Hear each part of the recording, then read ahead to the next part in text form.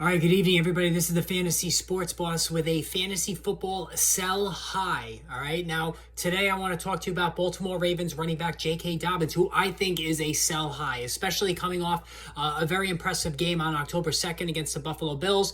Dobbins, 13 carries for 41 yards. While that wasn't so great, 3.2 yards per carry, he did score a rushing touchdown and then also contributed 4 catches for 22 yards and a second touchdown. So J.K. Dobbins scores twice, does it on both sides of the ball, running and receiving.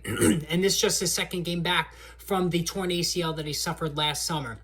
And so now, right, all of a sudden, with a decent amount of workload in the backfield and getting pass targets, which, previous, going back to his rookie season, wasn't a big part of Dobbins' games. The thinking is in the fantasy football community, especially the current Dobbins owners, is that, he's on a solid upward trajectory, and the breakout is coming. While I do think that Dobbins is a tremendous natural runner, I think that there's some problems ahead, and I actually think, in turn, it makes him a sell high right now.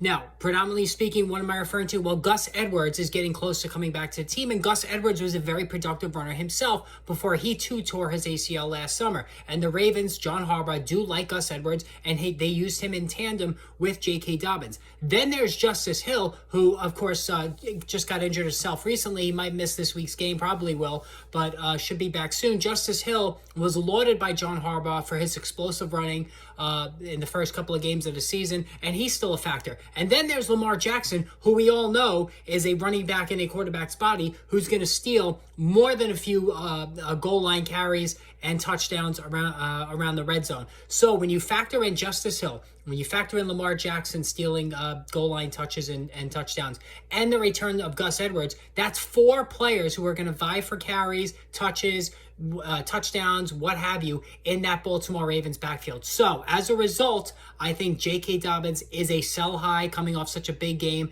And I think there's just too much competition for carries that will prevent him from becoming anything more than a low-end running back too.